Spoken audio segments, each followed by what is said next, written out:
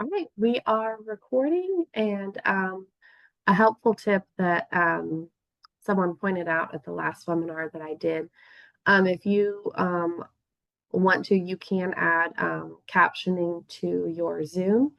You should have options on the bottom with more, and you can add captions if that's helpful to you. But thank you so much for sharing your morning with us. Thank you so much to our awards committee and Christy and Amanda for being here. And I am going to pass it off to you guys. And I'm going to be taking notes, and I appreciate you both being here. Thank you so much, Leah, and welcome everyone. So I'm Christy Allen. I'm from Furman University, and I'm joined by Amanda. Sorry. Oh, I didn't know I was going to have to introduce myself. I'm Amanda Stone. I'm on the committee, and I've also been a past president, so I've got some experience from that end as well. Yep, and I'm current chair of the awards committee, and there are several other of us on the awards committee as well. Yeah. So it's not just the two of us. No. So I thought I'd just start by just talking real briefly about what we're going to talk about today. So first of all, we're going to go through all of the different SCLA awards and kind of give an overview of what they are and what the requirements are. And then talk a little bit about how to craft a good award nomination. And then Amanda will talk about the nomination review process and the award ceremony. And then we'll wrap up with any questions. So just real quick, what are the SCLA awards? So every year, SCLA tries to offer a slew of different awards that recognizes excellence in either library employees or library advocates. And so we have several different awards that we offer. And these awards change sometimes from year to year, and other times they are pretty stable. Up until 2019, the awards were done pretty regularly every year. But then when COVID happened, there was, a change of venue. SCLA, I believe, was virtual at that point. There were a lot of things going on. So really the awards didn't come back until last year. And by the time they came back, there was there was sort of a break in communication.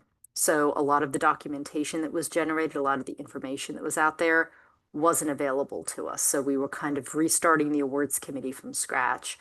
And so a group of us, the awards committee, we met last year. We set the groundwork with all new documentation processes and procedures. And then this year we've sort of tightened up some of that, providing more information about the nomination process, tweaking some of the requirements of the award so they'll be a little bit different than last year, and just really streamlining the process quite a bit. So if you have any questions, feel free to drop them into the chat and we'll be happy to answer them at the end. A big thing to think about if you're going to submit a nomination for the SCLA Awards is that our deadline to submit is August 8th at midnight. We did open nominations earlier this year than we did last year, in the hopes that it would give people even more time to submit. Excuse me. And as of this morning, we've had 6 nominations so far, which is really exciting. And they're not all for one category. They're across several different awards. So you'll probably see some additional reminders from the awards committee as we get closer to August, both through email and through social media. And this photograph that you see here is actually sort of like a collage of the award winners from last year. So we were very excited to be able to provide awards for all the award categories and also honorable mentions for several more. So just a quick overview of each award so that you kind of understand what they are and what their purpose is. And you'll see sprinkled out throughout the slides here and there some historical photographs that actually came from the South Carolina Library Association digital collection. And whenever possible, I try to match like the picture of someone receiving an award with the actual award, but keep in mind that it's not perfect. So the Friend of Libraries Award. So really what that is supposed to do is recognize outstanding service to a library or to libraries or to library services in South Carolina. And so, as you might imagine, a popular winner of this award is Friends of the Library groups. And so we see a lot of them being nominated. However, we also see, in this case, a senator won. So senators or elected officials who support the needs of libraries have also historically won. People who are lobbyists or advocates for libraries, you see that a lot too. This award, as with most awards, we're really looking at activities within the past 5 years that are eligible consideration. So for example, someone can't say, well, 20 years ago, someone did something great. And that's amazing, but we're really looking for more recent content. With this particular award, an individual or a team may nominate themselves for the award or be nominated by others. And this is actually an exception. Most awards do not allow for self-nominations now, but we made this exception because we recognize that a friend of a library group may want to nominate themselves for the work that they've done. So examples of things that you could do to win the award might be financial benevolence, advocacy or promotion, initiatives, programs, or events that are innovative or creative. So the next award is very long because it's a very important award. So our Hall of Fame award, the purpose of this award is really to recognize someone who has put an exceptional amount of effort and work into supporting SCLA. And because of that, the Hall of Fame award is the only award that requires you to be an SCLA member. None of the other awards you have to be an SCLA member, and that was something that we changed last year. So we're looking for someone with a long-standing and distinguished history, professional achievements, and accomplishments. They could be a current or retired member of SCLA, but we really want someone who sort of has a long experience with working in South Carolina Library, so at least 10 years, have significant accomplishments and contributions, either within their local community to South Carolina or even at a national stage. And we also have leadership and service to South Carolina Library Association in this award. So an example of a winner was Kathy Mack last year won, and she has been leading SCLA's Scholarship for Diversity and Inclusion for, I don't even know how long, well over a decade.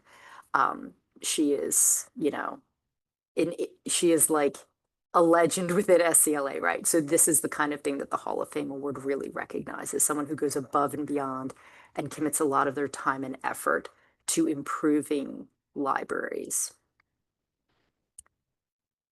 The next one is an Intellectual Freedom Award. So this could be, it could be an organization, it could be a person, it could be a specific library. Basically, someone who has contributed to the awareness of intellectual freedom and censorship issues in South Carolina libraries. How this comes about, it could be advocacy program support, educational workshops. So there's lots of different ways you can support intellectual freedom. And again, only activities in the past 5 years are eligible. You have to be nominated by someone. This is not a self-nomination. So last year we had individuals be nominated, but we also had specific organizations within South Carolina who really focused on intellectual freedom be nominated as well. This is a brand new award that we're super duper excited about. We just created it this year. It is called the Legacy of Service Award. And what it is it recognizes anyone who has worked in one or more South Carolina libraries for 30 years or more. And that is the only requirement. So you don't, if you know someone who works in your library who has worked there for 30 or more years, all you have to do is submit their name, where they work, their basic contact information. That's it. You don't have to write a long essay. You don't have to explain why they're amazing. You can, but you don't have to. And basically anyone who meets these criteria will receive the award. So it is not a competitive award. So again, to qualify, you just have to be a current employee of a South Carolina library, have at least 30 years of experience working in one or more South Carolina libraries. You can nominate yourself on this one or be nominated by others. So we have heard some exciting accounts of library employees who have been in their job for 50 years, and we really want to recognize the hard work and commitment of those employees. The New Librarian Award. So this award really is specific to folks who have an MLIS or equivalent degree and who are making significant contributions in their field early in their career. And there's lots of examples of what contributions could include, whether it's leadership, innovative programs or services, impact on the community, or promotion of librarianship, either through teaching or professional writing or other professional activities. So to qualify, you have to be a current member of a South Carolina library, and you have to have at least 1 year of experience working there. But we also want to see someone who has received their MLIS or equivalent degree 5 or fewer years ago. So it really is focusing on those people that are very recent graduates who are just really starting to make an impact. And again, individuals have to be nominated by someone else, no self-nominations. Outstanding Librarian Award. So basically so if you have someone who works in your library who is more than 5 years past receiving their MLIS, they could qualify for the Outstanding Librarian Award. So we're looking for sort of mid-career librarians whose work has enduring value. And that could be excellence in leadership, it could be innovative programs and services, advocacy initiatives, or promoting the profession of librarianship, whether it's through teaching or writing or other professional activities. So to qualify for this one, you need to be a current member of a South Carolina library and have at least 1 year working within the South Carolina library. You have to be 6 or more years since you got your MLIS or equivalent degree. We do actually consider people without an MLIS for this position if they meet all the other criteria but do not have an MLIS. And the reason that we put that in there is because there are some people, especially in very small libraries in the state, who are the one and only person working in their library, who for all intents and purposes are functioning as a professional librarian, but simply lack the paper to say that. So we have that in here to accommodate for those folks.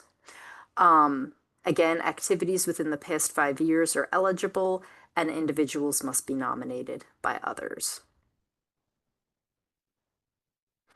Then we have the Outstanding Library Support Staff. This used to be called the Outstanding Paraprofessional Award, but the word paraprofessional is very complicated, and it seems to be like it feels like you're looking down your nose when you say it. And so we're really trying to remove that language from our documentation.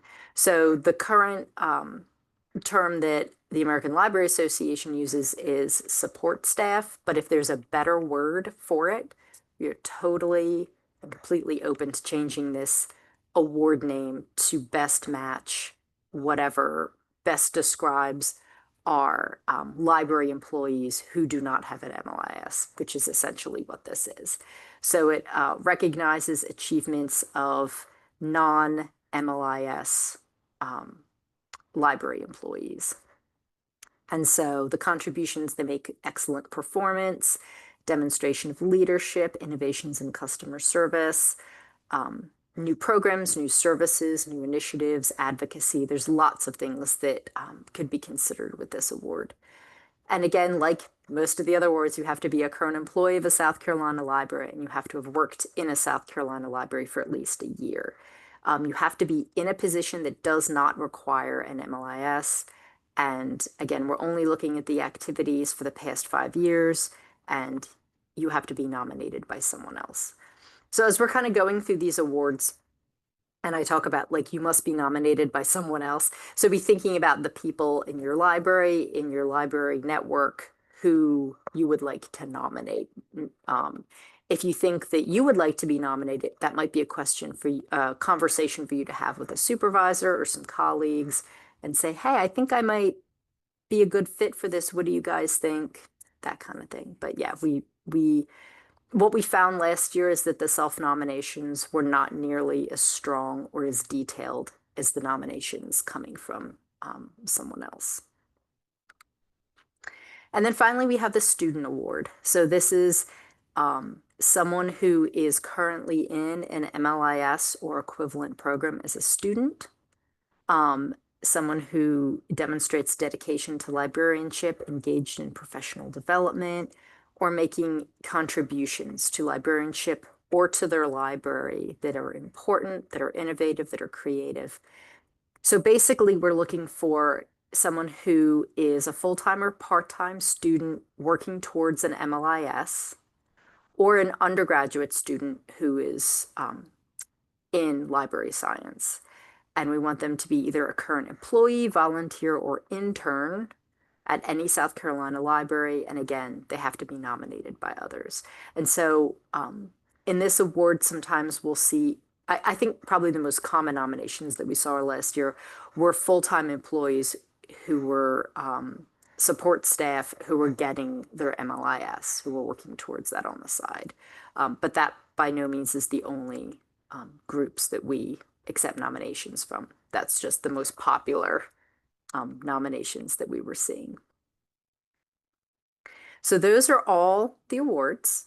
And as I said before, many of these are sort of long-standing awards: new librarian, outstanding librarian, student.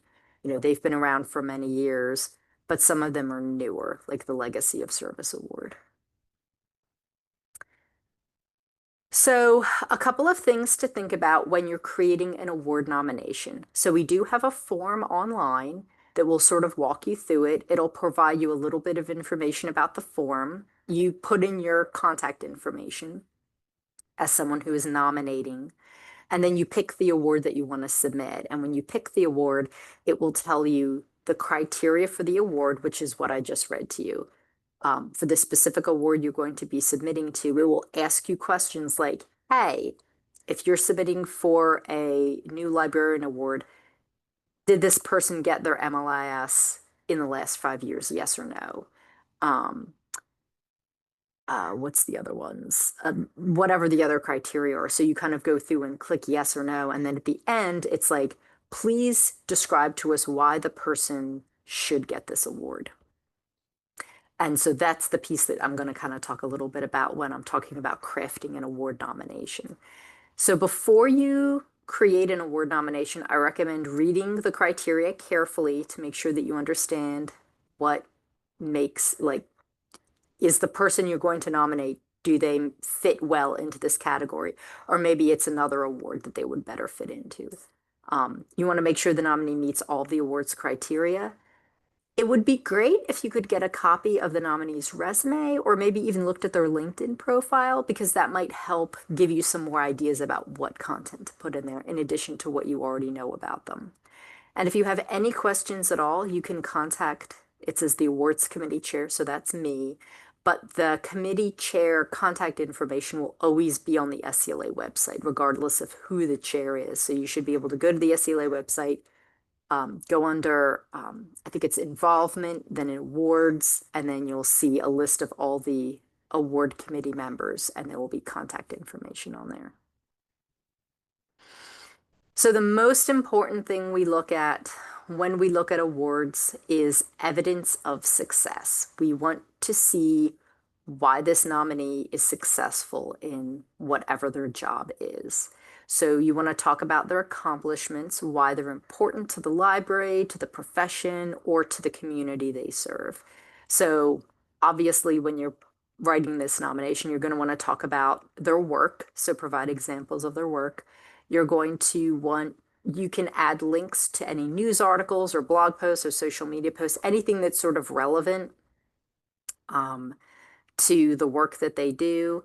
And then if you have testimonials or quotes from other colleagues, from patrons, from community members, feel free to add those in too. Those are always really great to see that it's not just one specific person's perspective on success, but that you're hearing it from lots of different sources. We also like to see context. So not just this person is really good at what they do, but why is that important? Like, why is what you're telling us important? And so you can provide context for things like a little bit of information about your library or your community and the impact that this work has on that, or maybe how their work fits into the goals of the library itself. One really great example was last year, we had a librarian who also had a hair salon, and they talked about how she lived in this very rural part of the state and how she was able to use the hair salon where she did hair to also provide information resources to her library community. And so it talked about like the impact she had teaching and educating her community about health, about wellness, helping people with their information needs, but also feeding that into the hair salon. So like, you know, providing lots of context around that, why that was important and the role that she served in that way. And then, of course, praise. We always like to see praise. How did those accomplishments make you feel? How did colleagues and patrons and community, how did they react to it? So we had some really great nominations around specific people who were doing programs in their community, programs around like maybe very controversial topics that could be very polarizing politically, and just talking about how bringing people with different political perspectives together and engaging them in these really robust discussions, and how people would come up afterwards and say, that was such a great program. I'm so glad so and so led it. And it, you know, it just made me feel so good. It made me feel connected to my community. So those are the kinds of things that we like to hear with praise, how it impacted people who were engaging with your nominee. Okay, now I'm going to turn it over to Amanda to talk a little bit about the process. Great. Thank you, Christy. So Christy's already talked a little bit about sort of the process on how you nominate. The easiest way to get to the nomination form is through the awards page. It's just a Google form. Be aware that the actual narrative piece is 2,500 characters. That can go pretty fast. So I recommend that you start in Word and kind of keep an eye on your character count before you stick it in the actual nomination.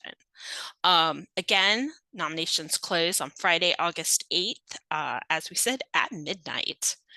And you absolutely can contact the chair or any of us for clarification or more information about the process, about the awards, but do understand that committee members cannot actually review a draft. We can't give you feedback on a draft or on a nomination ahead of time, and that's just really because we can't do it for everybody, and to make it fair. Next slide, please. So after the date of submissions, we're going to have a review of the awards by each member of the committee. We're going to use a specific rubric with criteria, as well as a way that we can provide feedback for each of the nominations. Next slide. Oh, yep, thanks. If there's more than one application for a nominee, and that does happen, the year I was president, we actually had three applications for one nominee. We do score them separately, but we do consider all three applications when we consider the nominee. So we actually will all meet as a committee, and we will collectively agree on who should be recommended for each award. And then, as last year, we also decide on whether we want to give honorable mentions. So once we agree on that, the award recommendations will actually go to the executive committee and then the full board for final approval. So there is a final check, and the board does make that approval. Each award is only going to have one winner per year, except some of those awards can have more than one, specifically the new service award. We anticipate a lot of people have 30 years of experience, especially this year as the first one. An award winner cannot win the same award more than once in their lifetime. But if they've won, say, the student award, they can win the a Hall of Fame award later. So they can win different awards. We reserve the right to not give an award if we don't get an applicant that really fulfills the award categories, or we get no nominations. So get those nominations in so we can actually give the awards out. And as mentioned, the honorable mentions may be given. If they do get an honorable mention, an applicant is still eligible to be an award winner in later years. We decided that that doesn't count as having, being an actual winner. So after we do all this hard work of deciding who the award is going to be, who's going to get each award, then we get to actually celebrate. So the award ceremony and the Scholarship for Diversity celebration is at the last day of the SCLA conference.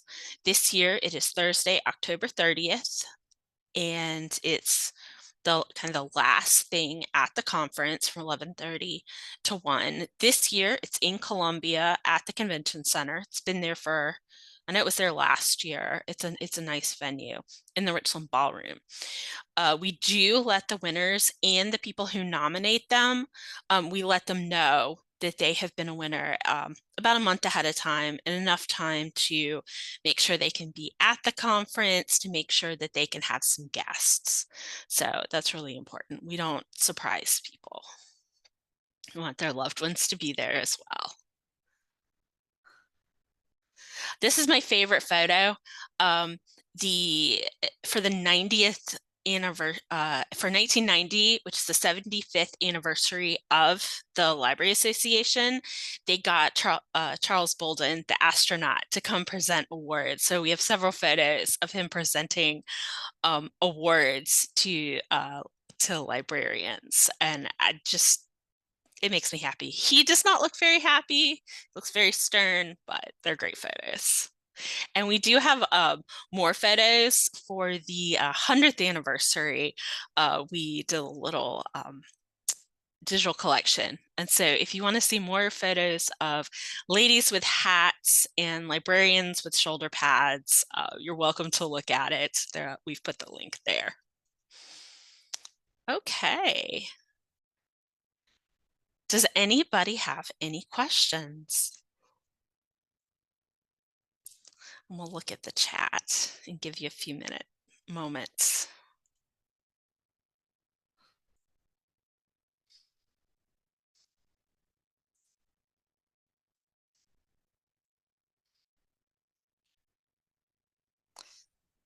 Christy, did we cover everything?